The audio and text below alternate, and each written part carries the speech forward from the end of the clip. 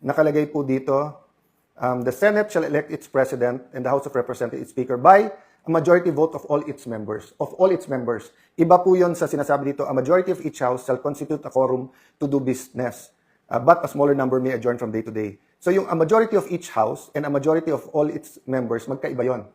At sinasabi din dito po na, meron po kasi dito yung about each House being able to pass its own rules, no?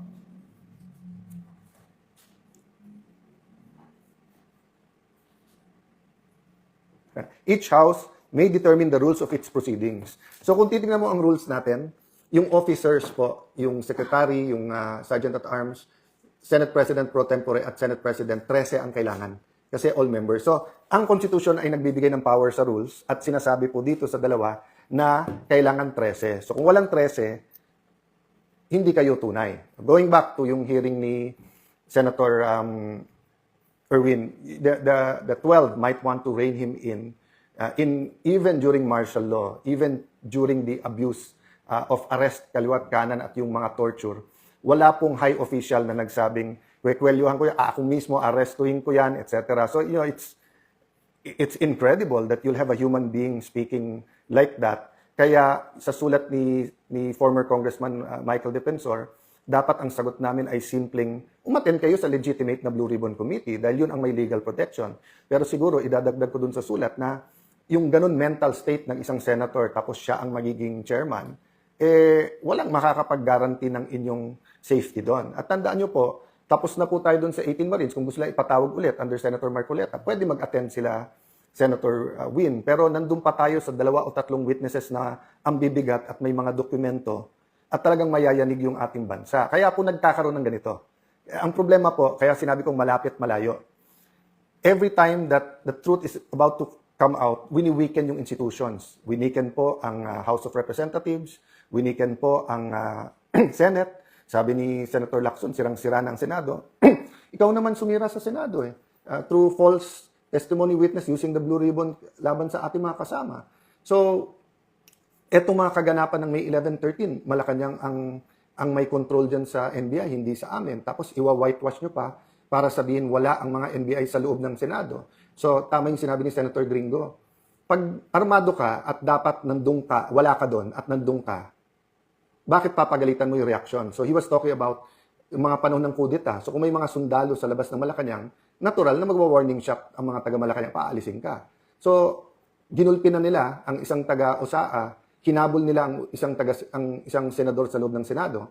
So, natural, nung pinaligiran nila ang Senado at they crossed over from GSIS into the Senate na naka-full battle gear, natural na magkakaroon ng warning shot. And then, ang sisisihin kami. Hindi yung nanggugulo. So, the point is, these hearings, you had your chance to have hearings. Ilang buwan naman kayo na hindi nag-hearing. Di ba?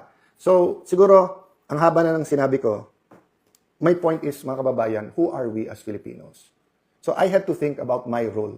Komportable ako sa pagso-soul search ko, sa role ko po in transforming the nation, sa role ko po bilang isang Kristiyanong may pinaglalaban. Komportable po ako, quiet life with family, building our city.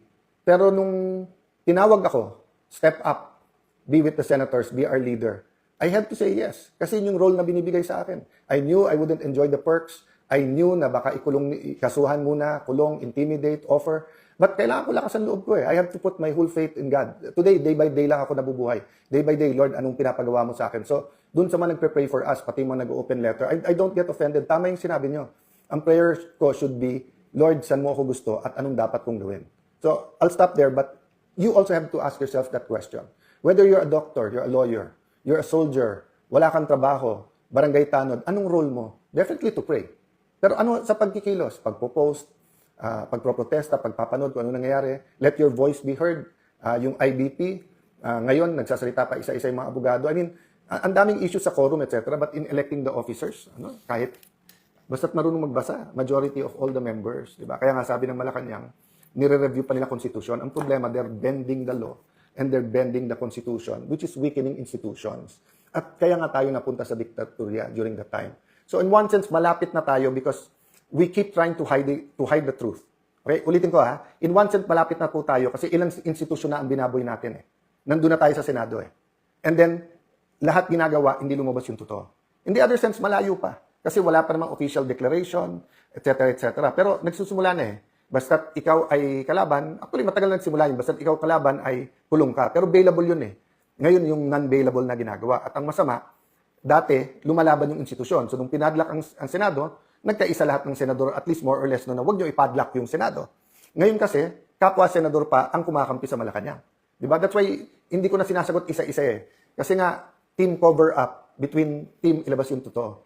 Team independent versus yung team na ang Senado dapat kontrolado ng Malacanang. O sasabihin na, di, kasi kay Tito Soto or kay Win Gatchalian, maayos yung Senate. Maayos nga yung Senate kasi hindi nyo nilalabas yung totoo, tapos nandun kayo sa ilalim ng Malacanang. So, I continue to offer Malacanang a partnership, but check and balances tayo. No? So, weekend, Sunday time to think. So, wala namang problema, filean ako ng kaso. But for example, yung Tindig Pilipinas Kiko-D, legacy ni President Cory Aquino is democracy. Legacy ni Senator Benigno Aquino is giving his life to fight for freedom and democracy.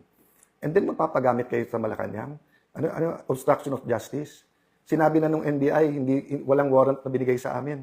Sinabi na ng PNP at SILG, pumunta sila doon hindi para arestuhin dahil wala pa namang warrant. So paano naging obstruction of justice at paano pinatakas si Bato kung wala namang warrant? So let me address myself to Kiko D and the other Aquinos, even to Senator Bam, no? Ang legacy nyo, democracy. Then Marcos na rin. So, no problem. Legacy din nila is against extrajudicial killings. So kung yung ipaglaban nyo yun.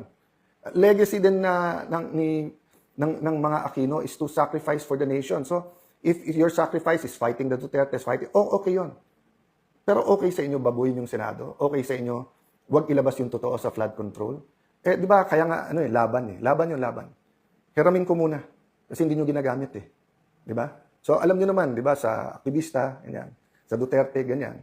Eh, kailangan neutral ako eh. Dahil senator judge din ako. Ako pa magpre-preside ng impeachment. Pero pera muna nung laban. Kasi paano pag wala nang lumaban para sa Pilipinas? Paano kung Marcos na rin? So, mga kababayan, let me end this way. Kung comfort lang po, sumang-ayon na po ako sa administrasyon. My life will be totally much easier, but I couldn't live with myself. Why? Life without a purpose is not living. Diba? You all have to consult your maker. Is this the kind of world that the Philippine Constitution wants? Is this the kind of world that the Bible tells us, the kind of Philippines we want? Diba? So, you might not like me. You might not agree with my politics. I'm not perfect. Some of you might not even trust me. And if I'm wrong, then tama feelings nyo. But what if I'm right? How many of us didn't listen to the science in 1970s? And what happened for 20 years? So what if I'm wrong now? You don't have to like me. My stay as Senate President is limited. But every day that I'm here, laban po tayo. So hindi natin kalaban ang Malacanang. Pero kalaban natin kasinungalingan. Kalaban natin yung nagpupunit ng pahina ng konstitusyon. So mga kababayan, tonight, tomorrow, let's say a prayer. But let's ask ourselves, who are we? Anong identity natin? Paano natin maitutuloy yung laban? Hindi pwedeng everyday may bagong issue na lang. Issue May 11, habulin si Bato.